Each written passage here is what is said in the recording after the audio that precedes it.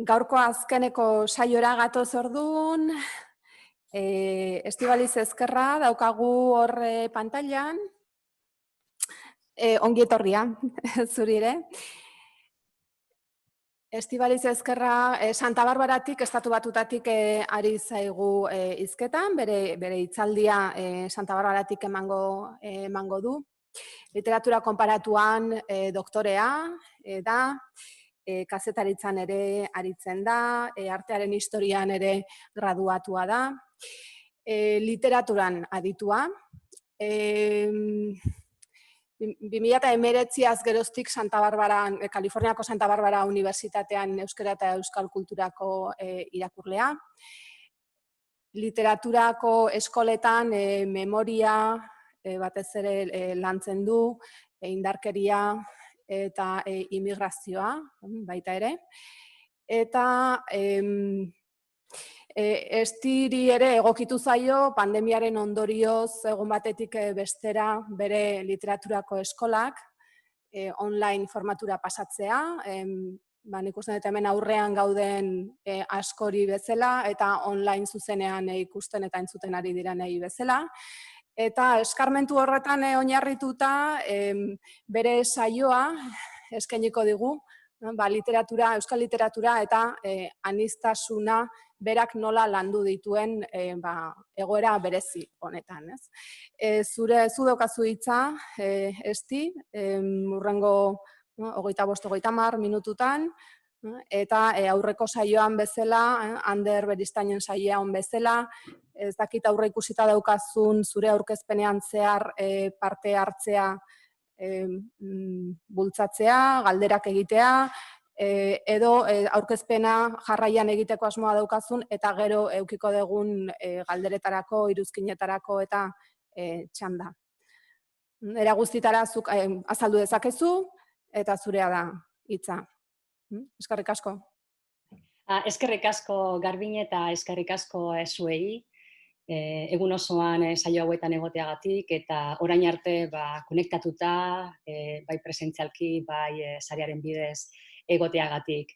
Nik egingo dudana da saio praktiko bat. Hau da, erakutsiko dizuet online bidez nola eman dudan klase bat. Eta gai jakin baten inguruan izango da aurkezpena jakina, baina horrek ez du esan nahi gai bera jorretu beharko zenuketenik zuen klaseetan eta adibide moduan egingo dut gehien bat, ezta? Eta gauzak errastearren hau izango da kontu praktiko, virtual, behin-behinekoa.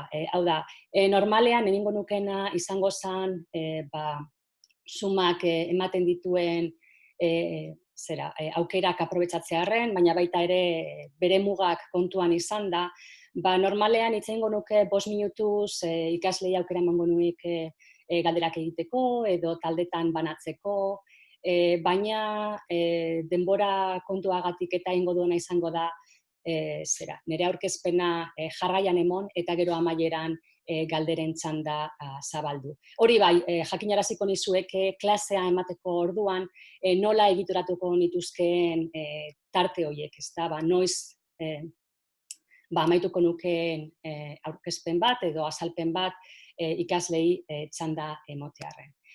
Nola ikusten dut aurkezpen hau? Batetik egingo dudana da hasieran lehenengo 10-zortzi minututan aniztasunari buruzko ideia gogoeta batzuk partekatzen zuekin, eta kasu praktiko bati begiratzen.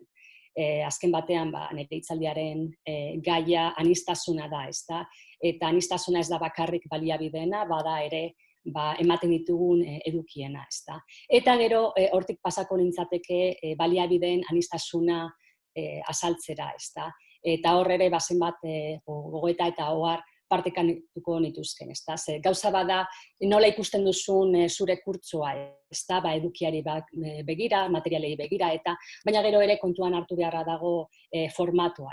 Formatuak baldintza dezake nola igorraraziko duzun informazio hori, eta ikasleek aukera dituzten informazio eta material horiekin lan egiteko, eta haietatik ikasteko, ezta?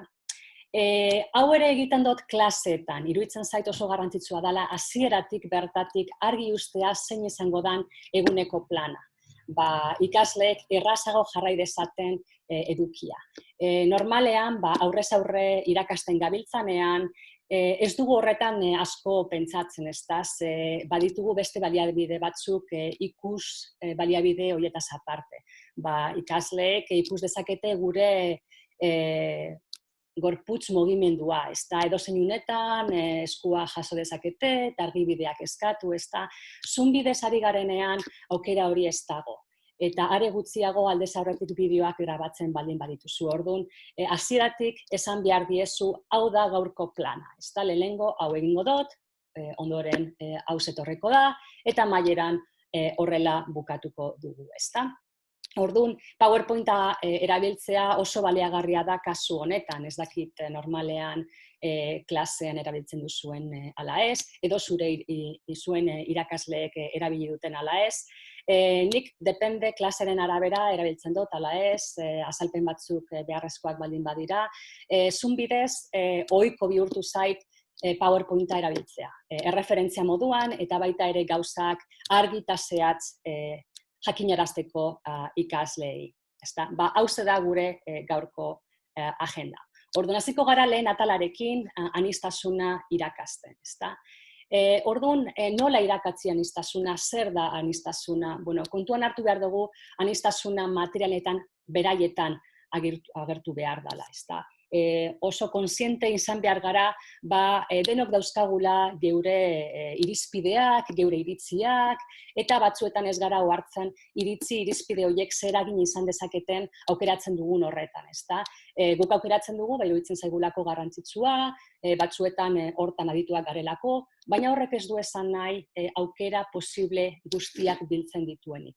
Orduan, ahalegin aktiboa egin behar dugu, kontuan hartzeko geure ikuspuntutik at dauden horiek ere kurrikulumean edo kurtsoan gaineratzeko.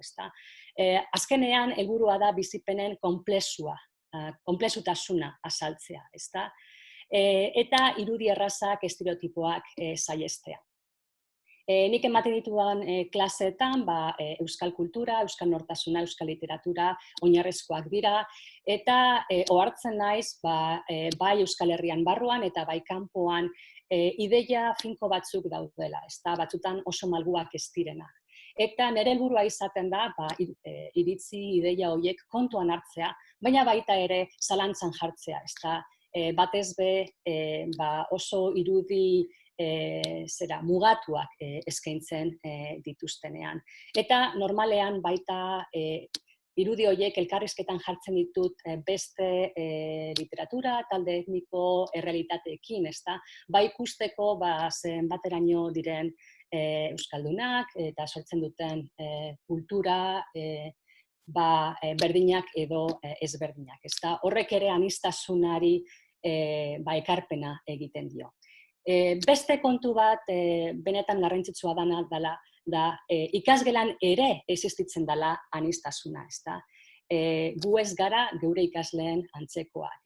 Ez Euskal Herrian, ez atzerrian ere. Orduan, oso garrantzitsua da kontuan izatea geure esperientziak, geure nortasuna ez dela zertan geure ikasleen esperientziak eta nortasuna izan behar. Ikasleak ere aniztasunaren adierazle dira. Eta horrek ere eragina izango du irakasten dugun horretan. Saiatu behar gara geure ikasleak ez baztertzen. Claro, geure buruei esan aldiegu. Nazioartean irakasten badot, jakina nire ikasleak ez direla euskaldunak izango. Orduan, nik euskara edo euskal kultura irakasten badot, nahita ez kanpoan sentituko dituzte beren buruak. Ez du horrela izan behar. Gaien bidez ikasle horiek erakarri aldituzu irakasten duzun horretan. Eta naiz eta euskal kontuez aritu, haiek ere ikus ditzakete, ikas ditzakete, beren esperientziekin bat datozen kontuak. Kontua dago, depende ze gai irakasten duzun eta nola jorratzen duzun gai hori. Eta ariketa praktikora pasatzen garenean argiago ikusiko dugu hori. Azken batean helburua da elkarrizketa bat sortzea ikasleen bizipenen eta materialen artean. Honek ez du esan nahi, irakatsi behar duzun hori, beti ezinbestez izan behar dela ikasleek ezaguna duten hori. Ez da, kontrakoa baizik. Dakitenaz baliatu behar dugu, eta aruntzago ez ezagunerantz joatera bultzatu. Hau ezaguna zaizu, baina kontuan hartu dozu beste realidade hauek existitzen direnik, posible direnik, Euskal kultura atzerrian irakasten danean ezinbestekoa da hori, ikasle askorentzat arrotza izango dalako eskaintzen diezun material hori. Eta zenbaitetan Euskal munduaz informazioarik baldin badute, estereotipoaz josita egongo da. Niri hori gertatzen zait, lauhileko, 6 hilabeteko bakoitzean. Ikasle galdetzen diet, zer dakizu Euskal Herriaz, euskaldunei buruz, eta normalean estereotipoen lista luze bat da. Eta, ez zaite, harrigarria iruditzen, azken batean komunikabideek ideia, informazio hori zabaltzen dituztelako. Pasako gara orain kasu praktiko bat aztertzera. Eta hauze da, pandemia zezanean irakasten ari nintzen klasea. Ekainean bukatu zen, orduan aukera izan nuen, gai hau baliabideen aniztasunetik ere pentsatzeko, berdiseinatzeko aukera. Immigrazioa estatu batuetara euskaldunak adibide hartuta. Hau, immigrazioari buruzko kasu bat zan, klase bat zan, eta euskaldunen esperientziak erabili genituen immigrazioarekin lotuta dauden gaiak aztertzeko. Orduan, euskaldunen immigrazio prozesua sarbide bat izan zen askozaz orokorragoa eta konplexuagoa dan immigrazioaren gaiera. Zergatik immigrazioa? Hau ez da, badu lotura nik egiten dudan lanarekin, nire interesekin, garrantzitsua iruditzen zait irakasten dugun horrekiko nolabaiteko lotura izatea, ez nuke aholkatuko erabat ez ezaguna zan dan gai bati heltzea klase batean. Aukera baldin badaukazu, probak egiteko gai horren inguruan ondo dago, baina ez bazaizu ezaguna egiten edo zure jakintza ahalmenetik oso urrun baldin badago hobe halako gaiak saihestea. Kasu honetan egin nuen, nire lan ildoarekin bat atorrelako, eta gero bestetik kontuan hartu nuelako non nengoen. Santa Barbara, California, Euskal diasporaren toki garrantzitsu handienetako bat da. Beraz, banekin ikasleek euskaldunei buruz nolabateko ideia bat izango zutela, eta nire ikasle horietako batzuk diasporaren parte ere izango zirela. Batzuek jakin bazekiten euskal nortasun hori bazutela, beste batzuek ez. Orduan, kurtsoaren bitartez batetik jakin zuten euskal lotura hori bazutela, eta gero bestetik euskal kontuei buruz gehiago ikasteko aukera izan zuten. Euskaldunen presentzia Ameriketan kolonialismo garaian hasi zen, euskaldunak oso modu aktiboan parte hartu zuten Ameriken, gaur egun Amerika bezala ezagutzen den kontinentearen kolonizazioan, eta lehendabiziko mendeetan hegoaldean kokatu ziren batik bat, Hego Amerika deitzen den horretan. 19. mende amaiaretik aurrera, iparraldera jo zuten gehien bat, gaur egungo estatu batuen mendebaldean eta Kanadan, eta hainbat faktorek eraginda heldu ziren lurralde horretara. Karlistaldiek eragindako migrazioa izan zen alde batetik, 19. mende amaierari erreparatzen badiogu, eta 20. mende erdialdetik gerra zibilak bultzaturiko erbestea izan zen. Orduan, kontuan hartuta ze literatura mota dagoen ingelesez, azken batean ere ikasleek ingelesez irakurri behar dituzte testuak, euskeraz ez dakitelako, ez maila akademikoan aritzeko behintzat, karlistaldiek eragindako migrazioari begiratu genion gehien bat, gaur egunera arte izan duen eragina kontuan hartuta. Eta orain pasako gara, klasearen, beraren eskema aztertzera. Jakinda, migrazioa oso gai zabala dela eta euskal kasua oso kasu konkretua dela.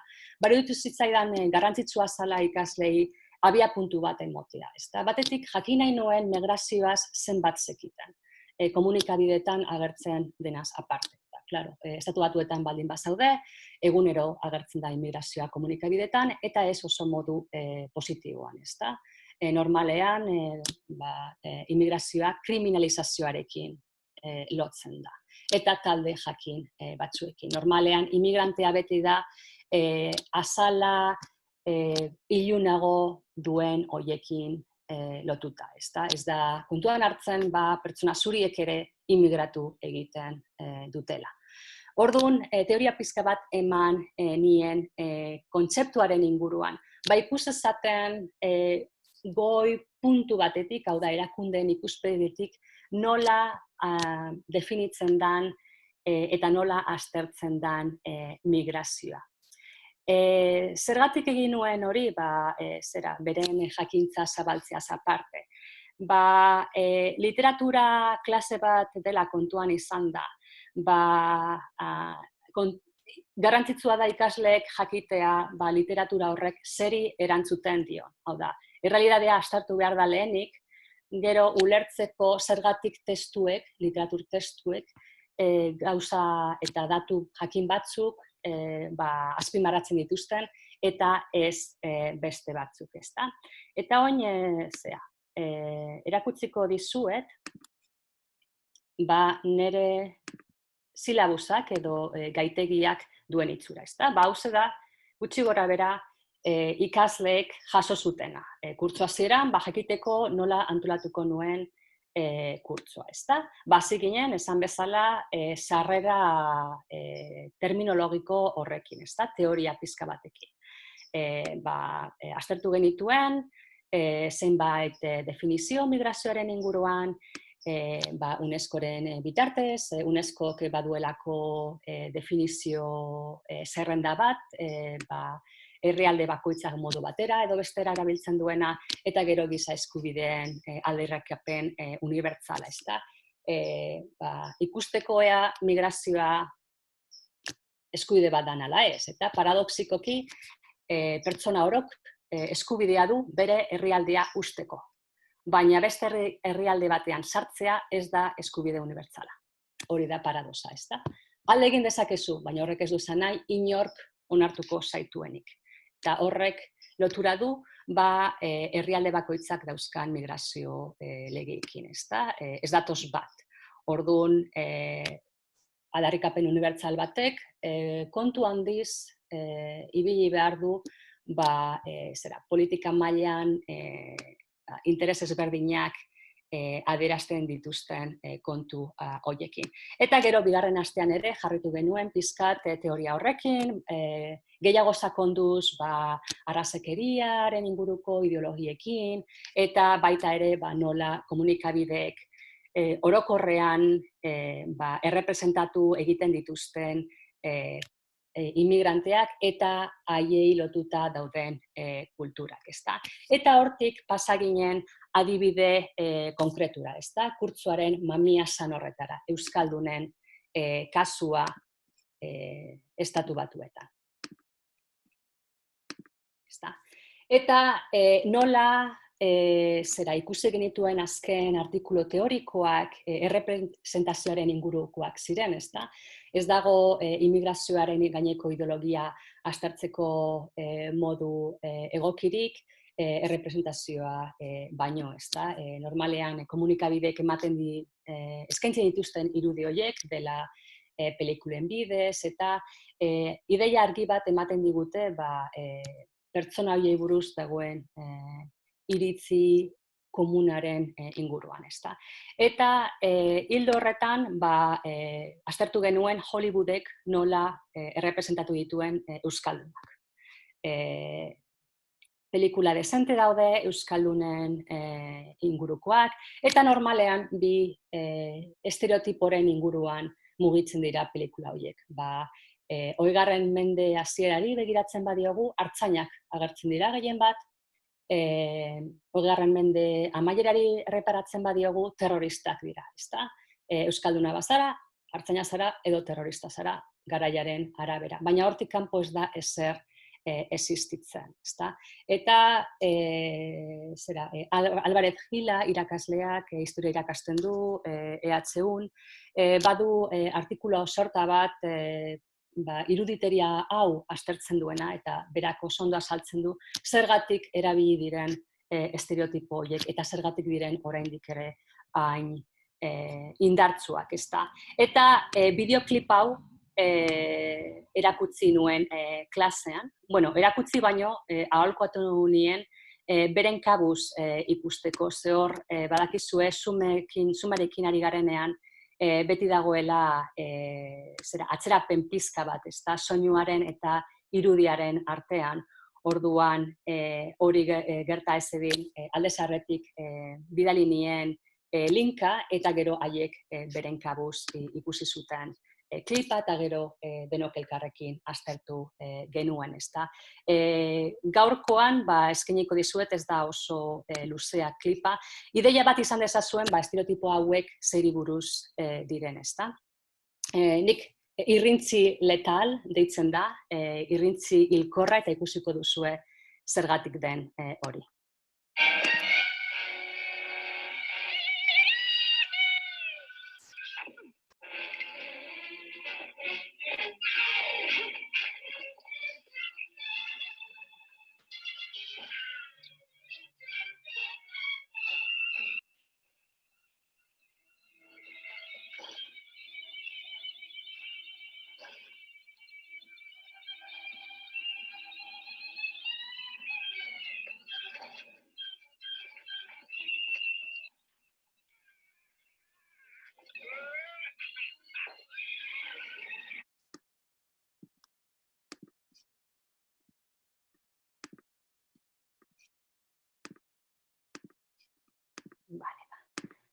Ikusi duzuen bezala, hor agertzen da euskaldun estereotipiko bat, txapelarekin eta guzti, kolono estatubatuarrei laguntzen, ezta? Eta bere laguntzeko teknika da, irrintziaren bidez natibo amerikarrak desorientatzea edo estatubatuarrek hil ditzaten, ezta? Orduan, hor ikusi dezakegu jadanik badala mailaketa bat agertzen diren pertsonen inguruan. Euskalduna ez dago estatubatuarren mailan, lagundu egiten die, baina modu primitibo batean edo agertzen zaigu, ezta?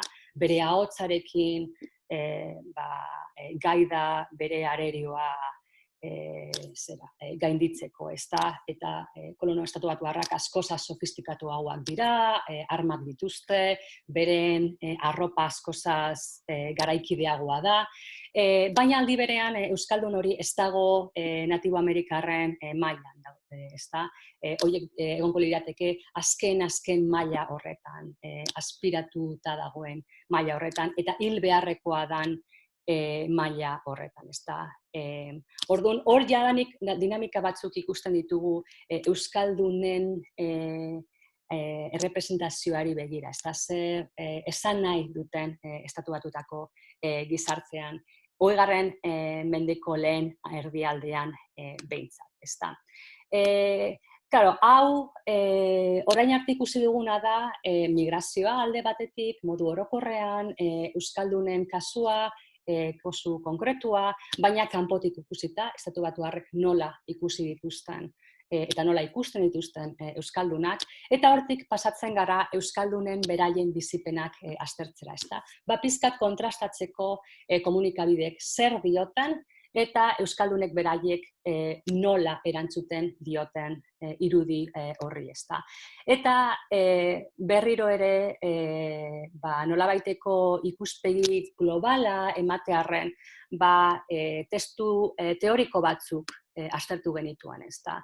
Bi liburu erabili dituen gehien bat, Darietatik ateratako pasarteak, bata oso ezaguna, John Bilbao eta William Douglasen amerikanoak, Basque in the New World, 75koa, nahiko zahartua eskaintzen duen ikuspegiari begira, estereotipaz josita dagoelako lan hona egiten du, immigraturiko euskaldunen datuak eskaintzek nortzu ziren, zelako konpainiak sortu zituzten eta bar, baina oso irudi erromantikoa ere bada. Behin ere ez du erabiltzen kolonizazio hitza, euskaldun guztiak ziren esploratzaileak, onak eta beste, eta garrantzitsua da halako testuak erabiltzen direnean klasean, testuingurua ondo azaltzea, ezta? Eta baita ere azaltzea zer dagoen testuan bertan eta zer falta dan ere, ezta? Guk eskaini behar dugu irizpide kritiko hori.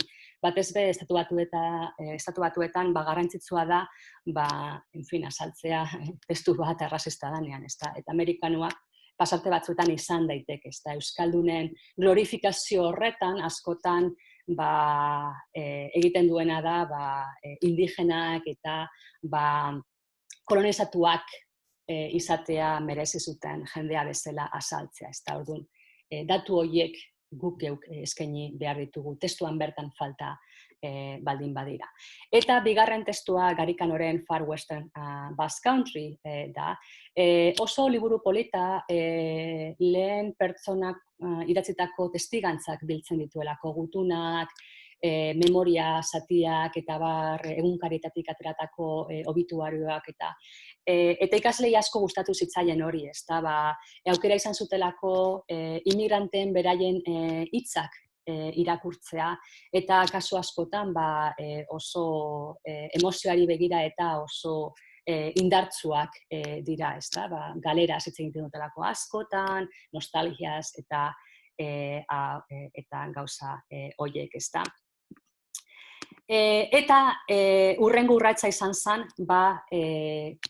literatur klase bat danez, literaturari begira erreparatzea, ezta. Eta hor, badago lan oso garrantzitsua, estatu batuetako euskaldunen esperientziei dagokienez, Robert Laxalten Sweet Promised Land, ezta. Bere aitaren immigrazio esperientzia azaltzen duenez eta horrek beren hartasunari begira izan zuen eragina, ezta. Azken batean bere aita Euskal Herria itzultzen da, bere bizitzako azken bidaia izango dana egiteko asmotan, eta hor konturatzen da, estatu batuetan igaro duen denboraren ondorioz, bere euskal nortasun hori aldatu egin dela, ezta. Jadenek ez da euskalduna bakarrik euskal amerikar bihurtu da ere, eta horrek ondorio batzuk ditu, ezta. Ez bakarri berari begira, baizik eta bere familiari begira ere, ezta. Estatu batuetan duen familia, baina baita ere Euskal Herrian utzi duen familia horri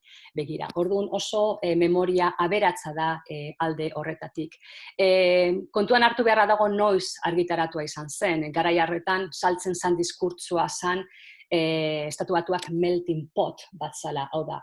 Estatu Batuetara iristen zen pertsona oro, amerikar bihurtzen zela, eta horren ondorioz, bere nortasun etniko hori edo galdu egiten zuela. Orduan, liburuak pizkat indartu egiten du ideia hori, ezta. Nahi eta ez amerikar bihurtzearren hainbait gauzei uko egin behar diezuela, ezta. Eta ez da erabat zehatza zentzu horretan, ezta. Ez du horrela izan behar.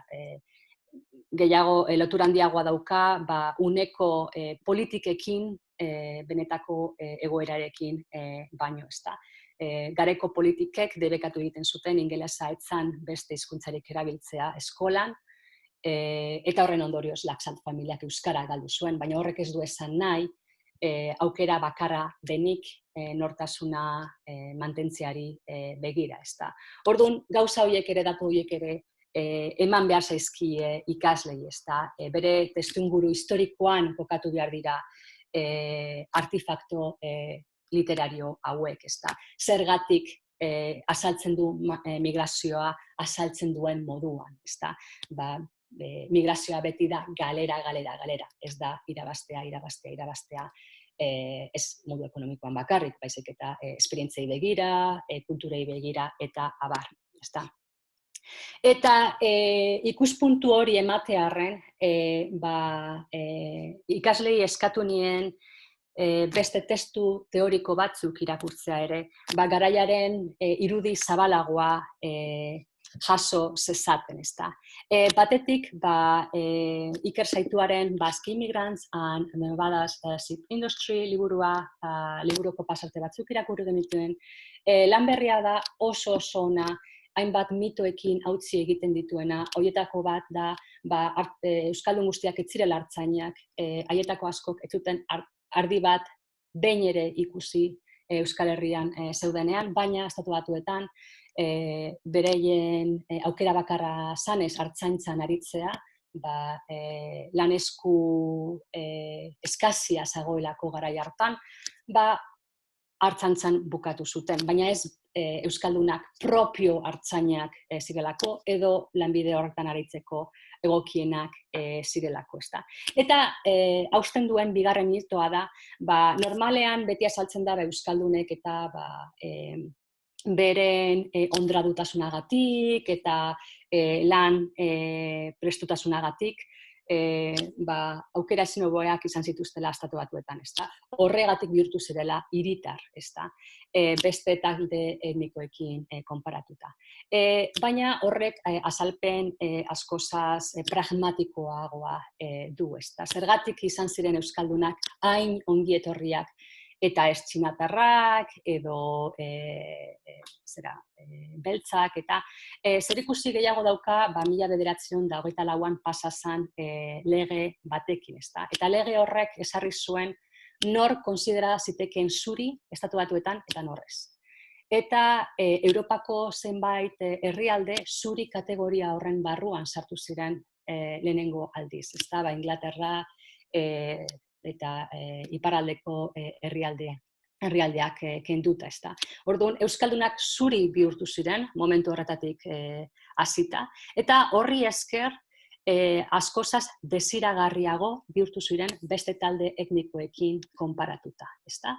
Jendeak nahiago zuen Euskaldun bat enplegatu, zuria zelako, eta alde horretatik gertukoago sentitzen zituzten beste talde etniko batzuk baino, ezta. Eta hori ere argi agertzen da Artzainak Shepherds and Sheep dokumental laburrean, ezta. Hor agertzen dira, artzantzan aritutako Euskaldun batzuk, zeintzuk gaur egun perutarrak enplegatzen dituzten, ezta. Gaur egun Artzainak Perutik datoz, ezta. Eta harrigarria da ze alde dauden perutar horiek dituzten lan baldintzen, eta Euskaldunek bere garaian izan zituzten lan baldintzen artean, ezta?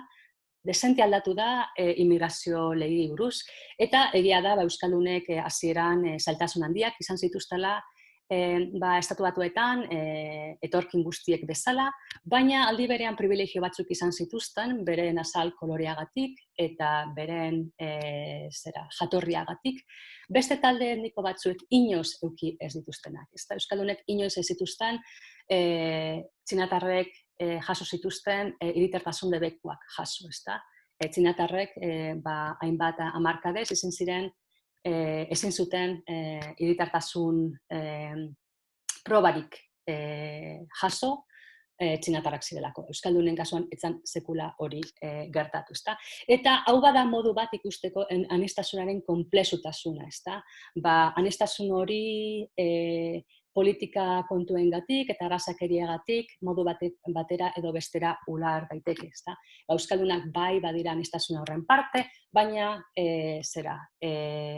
kontua modu zabalago batean aztertzen badugu konturatuko gara Euskaldunak Amerikar zuriengandik askozaz gertuago daudela beste talde etnikoengandik baino, ezta. Eta gero azkenik beste talde etnikoen egoera eztabaidatzen duten artikuluak aztertu genituen, ikusteko Euskaldunen esperientziak zenbateraino datozen bat beste talde etniko batzuenarekin, ala ez, ezta? Eta gero azkenik, ikusteko migrazioaren garapena denboran zehar, diasporari tarte bat eskaini genion, ikusteko euskal nortasunari nola bizi representatu egiten den gaurko egunean, ezta? Eta berriro ere testu teoriko orokor batzuk irakurri genituen, ikusteko eta ulertzeko diaspora zer dan, nola saldu egin dan, eta gero euskal kasuari buruz propio ari diren artikulu batzuk ere irakurri genituen. Ikusteko bat datozen ala ez teoria zabal orokor horiek euskal kasuanarekin. Eta azkenik kurtsoa bukatu genuen Monik Urzaren The Deep Blue Memory irakurtzen. Monik Urza, Robert Laxalten alaba da, The Sweet Promise Landeko protagonista dan Dominic Laxalt horren iloba. Orduan, interesgarria izan zen ikasleentzat ikustea familia bereko kideek nolean negoziatzen duten beren euskal nortasun hori, ezta? Dominic Laxalt lehen belaunaldia euskalduna, Monik Urza hirugarren belaunaldia euskal amerikarra, ezta?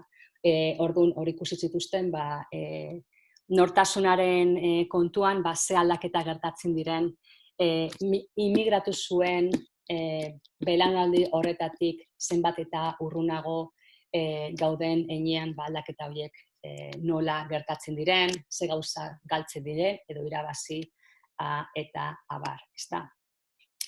Hoxe izan zen gutxa gora bera klasearen planteamendura, eman genituen, jorratu genituen gaiak, eta hau benetako klase bat balitz, azalpen samar honen ostean, ikasleen galderatzen da izango litzateke, eta taldeka banatuko nituzke, haiek ere euren artean jorra ditzaten gaiak, eta galderarik, nik neuk galderarik planteatzen badot, ikasleek beren erantzunak erabaki negozia ditzaten euren artean, ezta?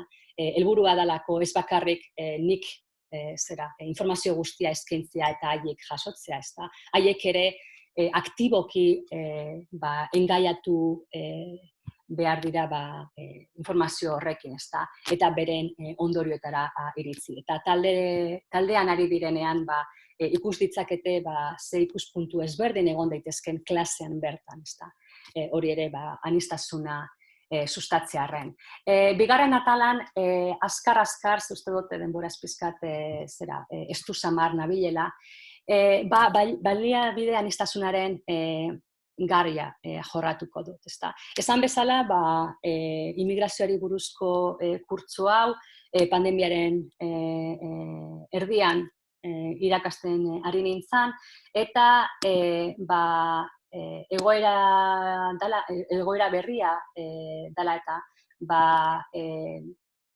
buruan neukana eta egin zitekenean artean gogoeta egiteko beharra sentitu nuen, ezta? Paperean argi neukalako zer eskaini nahi nuen, zer espero nuen ikasleek ikastea, baina gero teknologiak beti bezala gauzak komplikatu egiten ditu, ezta? Ez beti modu txarrean, ezta? Batzutan komplikazio horiek onak dira. Behartzen zaituztelako planteamendu berriak lantzea, ezta? Orduan, nire buruari egin behar izan nion lehendabiziko galdera izan zen, zein formatotan irakatziko dut. Argi daukat zein dan ikaslei helarazi nahi diedan informazioa, eta haiek egin behar dituzten irakurketak. Baina nola zabalduko dut informazio hori. Orduan, bi aukera nagusiak ziren, irakaskuntza sinkronikoa egitea, hau da, klase egunak errespetatuz, ikasleekin Zoom bidez aritzea, ala irakaskuntza asinkronikoa. Eta biek dauzkate beren alde onak eta beren alde txarrak. Nik bata edo bestea aukeratzearen artean esango nuke kontuan hartzea zenbat ikasle dauzkazun klasean. Talde txikietarako irakaskuntza sinkronikoa hobea izan daiteke. Talde handiak baldin badira eta Zoom bidez guztiekin biltzea komplikatuagoa baldin bada, irakaskuntza asinkronikoa bitarteko hobea izan daiteke, ezta. Irakaskuntza sinkronikoa esan bezala, zunbidezko bilerak ditu oinarrian, alde honak ikasle, irakasle eta ikasleen arteko komunikazioa ahalbidetzen du, momentuan bertan, ari zarelako beraiekin hitz egiten eta galderak egiteko aukera badute. Eta gero, errutina bat sortzen laguntzen du.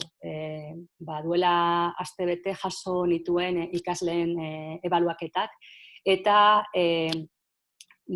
immigrazioaren inguruko kurtsorako irakaskuntza sinkronikoa erabili nuen, 30 ikasle inguru neuzkalako, eta eskertu zuten aleginaz, esan zuten nahiko galduta sentitzen zirela formatu berriarekin eta pandemiak eragin dituen aldaketa guztiekin, eta astero 2 saio eukitzeak behartu zituela errutina bat sortzen, ezta?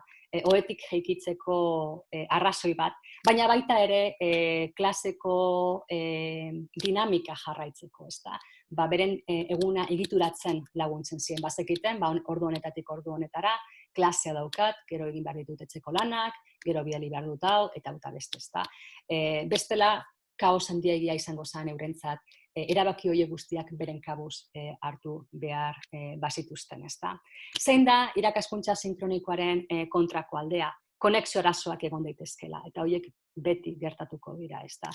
Estatu Batuetan behintzat sorti auki genuen Bill Gatesek erabaki zuelako internet sare banda zabaltzea doainik. Unibertsitate guztiek aldi berean interneten aritu alizateko inolako eragozpenik gabe. Auskalo zer gertatuko dan etorkizunari begira, ezta? Baina naiz eta banda zabaldu, hala ere, konexio arazoak gertatzen ziren. Batik bat, nire ikasleak herrialde ezberdinetakoak direlako, ezta? Batzuk Estatu Batuetakoak dira, baina estatu ezberdinetakoak, ikasleak neuzkan Mexikon, ikasleak neuzkan Txinan, orduan, batetik negoziatu behar duzu, ordu aldaketa, bestetik internet toki guztietan ondo funtzionatuko duen, ala ez, eta gero galdera handiena, ikasle guztiek beharrezko teknologia otu dute, ezta? Kasu batzuetan, etzan ala, kasu batzuetan, ikasleek ez zituzten beren ordenagailu propioak, edo ez zuten internet etxean, edo telefonoa bazuten eta telefono bidez bakarrik parte hartu ahal zuten Zoom bidezko bilera hoietan. Orduan, kontuan hartu beharra dago, zer egingo genukeen ikasleek ezin badituzte Zoom saioak jarraitu, ezta? Grabatu eta sarean jarri, unibertsitatearen Canvas edo Moodle horretan, nahi dutenean bideoa eskegi eta ikus dezaten, eta klaseko martxa galdu ez dezaten, nola kontuan hartuko dugu ikasleen parte hartzea Zoom bidez egoteko aukera ez baldin badut, ezta? Zoom bidez ikaslei galderak egin aldizkiezu, haiek galderak egin alditzakete, taldetan banatu ditzakezu, ariketak egin ditzaten, baina aukera hori ez baldin badago, eta parte hartzea garrantzitsua baldin bada zure kurtsoan, nireetan beti da, iruditzen zaidalako ikasteko ezinbestekoa dela ikasleek aktiboki parte hartzea, ze alternatiba landuko dituzu, ezta? Irakurgaien gainean, saio laburrak idaztea eskatuko diezu, eta Zoom saioak gertatzen diren egunean bertan bidaltzeko eskatuko diezu, ikusteko irakurketak egin dituztela, eta arazorik gabe ari direla, materiala jarraitzen, forum bat zabalduko dozu Canvas edo Moodleen, ikasleek unean bertan beren gogoetak idatz ditzaten, blog moduan edo, eta zuk feedbacka edo komentarioak emateko behar izan ez gero. Gauza hauek guztiak kontuan hartu behar dira, ezta? Edozer gerta daiteke, ezta? Hau behin-behineko egoera da, espero dezagun, hala izatea, baina behin-behinekotasun hori etengabe ari da gertatzen, ezta? Une ora ari dira gauzak aldatzen, eta horrek eskatzen digu malgutasun handia kurtsoak planteatzeari begira. Une oro pentsatu behar dugu zer egingo dugun honek ez badu funtzionatzen. Irakaskuntza asinkronikoari dagokionez, honek suposatzen du aldez aurretik grabatuko dituzula zure hitzaldiak, hitzaldi laburrak, 20 minutukoak, 30 minutukoak, 50 minutukoak, depende zer material daukazun jorratzeko eta zein dan zure plateamendua. Sistema honek duen alde ona da, ikasleek nahi beste aldiz eta ondo datorkienean ikusi dituztela bideoak. Ez dutela zertan ordutegi zehatz bat jarraitu behar. Eta hau egokia izan daiteke zure ikasleak geografikoki toki ezberdinetan daudenean, eta lan egiten dutenean, ikasle batzuek lan egiten dute, orduan hobeto zetorkien grabatzearen kontu hori, kontrako aldeak dira, ikasleek ezin dituztela galderak zuzenean egin, ezin dute elkarlanean aritu, eta irakaskuntza sinkronikoarekin bezala, ez dago argi ikasle guztiek beharrezko teknologia ote duten, telefono bat nahikoa da, bai. Momentutxo batean eten bazaitzaket, minutu pare bat edo 5 minututan bukatzeko modua beharko genuke. Bale. Luzatu zaigu, bai? Bai, lasai, ari naiz bukatzen. Hauze, oso labur esango dut, bai.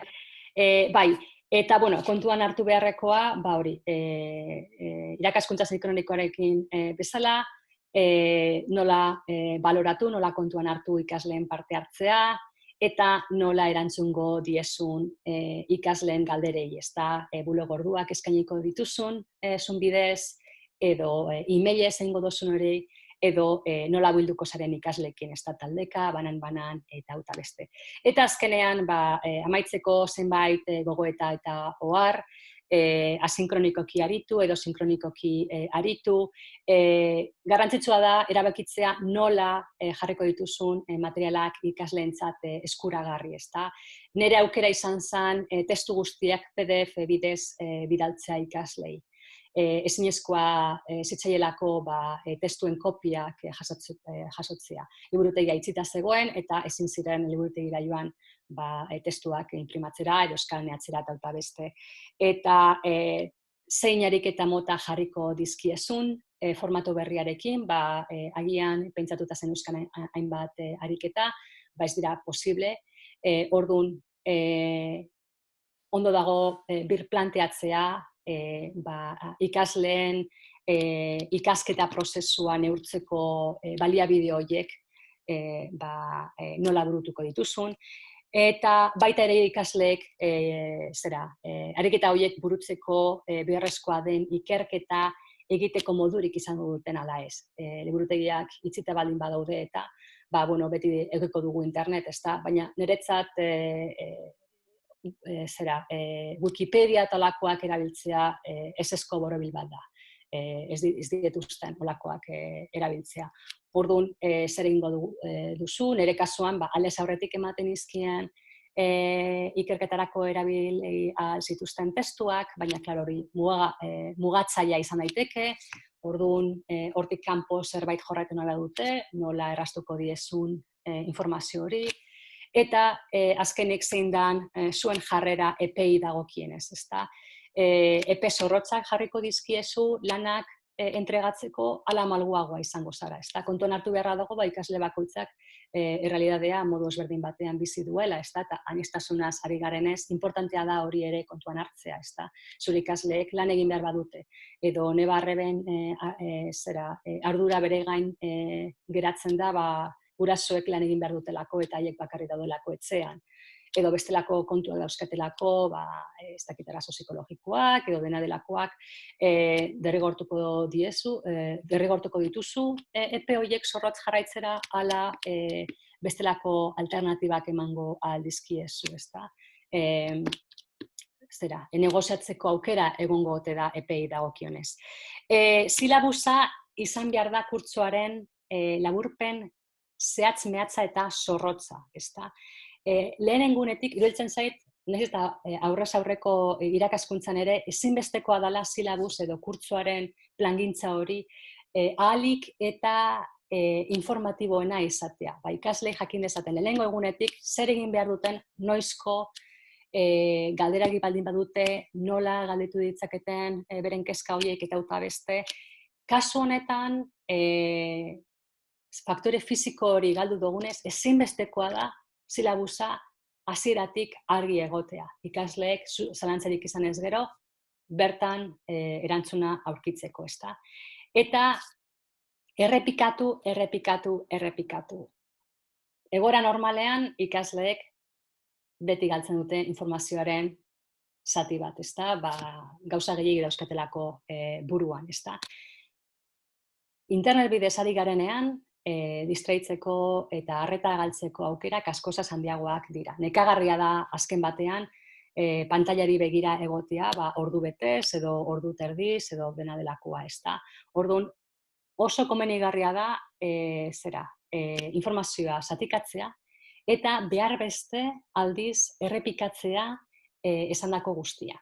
Nik normalean egiten dudana da saioaren hasieran, aurreko saioan esandakoaren laburpun txiki bat eskaintzea. Eta saioaren amaieran gogoraraztea ikaslei hurrengorako zer egin behar duten, ezta? Eta haiek eskertu egiten dute hori, ezta? Haiek motibatzeko modu bat da, baina baita ere beren ideiak eta freskatzeko eta jakiteko non dauden beren buruak kokatzeko, ezta? Eta azkenik komunikazioa, ezta? Hau, egoera hau gogorra da guztiontzat. Ez dago gaizki, are kontrakoa, aholkatuko nizueke, galdetzea haiei zer moduz dabiltzan. Eskortuko dute pila bat, ezta? Ze hau egoera anormala da mundu guztienentzat eta batzutan gauza, berez samarrak gertatzen dira inkomunikazio honen erdian. Orduan, ez ditzagula geure klaseak inkomunikazio horren parte bihurtu, ez da kontrakoa, komunikazioa sustatu behar dugu. Eta, badaude, nire lankide batzuek uste dute, normaltasun egoera eman behar dugula, profesionalak izateko, ez nago irizpide horrekin bat, profesionalen zaitezke humanoa zaren aldi berean, ezta? Eta ikaslei galdetzea zer modu zaude, arazorik badukazu, dena ondo etxean, eta ez du profesionaltasunaren kontra egiten, ezta? Aitzitik erakusten du benetan arduratzen zarela zure ikasleen egoeraz. Eta bulego orduen garrantzia azpimarratuko nuke, ezta? Garrantzitsua da ikaslei aukera emotea zurekin hitz egiteko eta beren kezkak eta akademikoak eta azaldu ahal izateko. Eta hau esan guztia barkatu hain luze izatea, eta ari nintzen ere burua kronometratzen.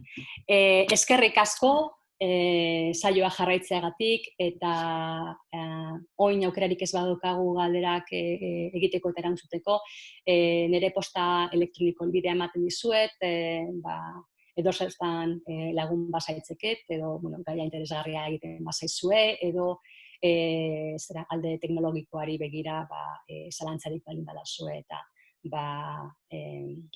plazera izango litzateke niretzat zuekin partekatzea nire esperientziak eta orain arte nola bideratu ditudan gaur egungo egoerak sortu dituen konplexutasun eta traba guztiak.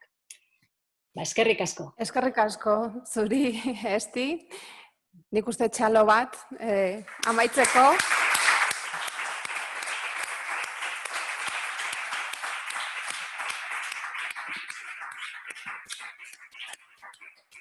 Mila esker zure xetasun guztiengatik.